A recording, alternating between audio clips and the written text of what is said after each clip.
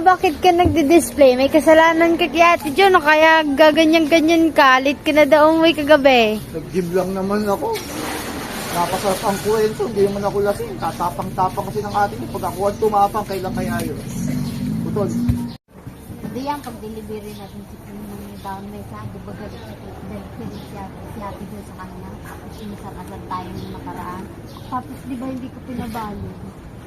Okay, sige. Kuya, mag-deliver na po kayo sa dahon mesa.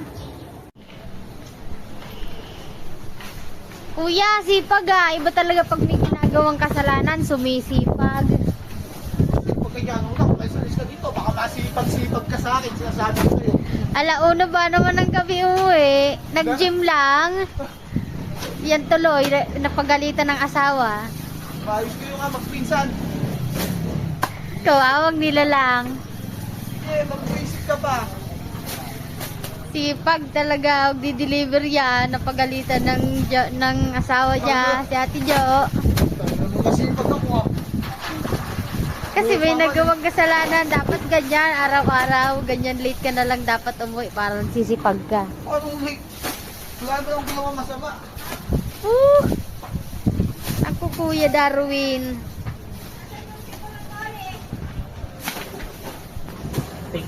At ayan na nga, ibababa niya na ang gulay kasi na late. Opo! Alauna umuwi, si Kuya Darwin daw.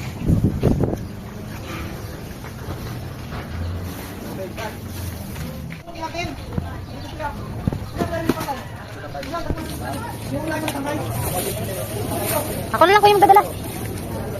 Ito po, talbos. Talaglag.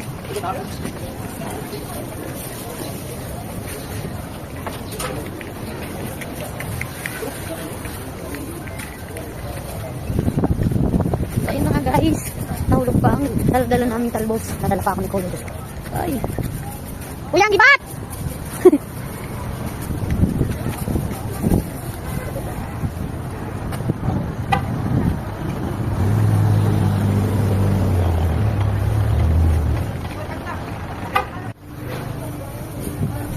Yan na, magdi-deliver na daw si Kuya. Kasi napagalitan ng asawa.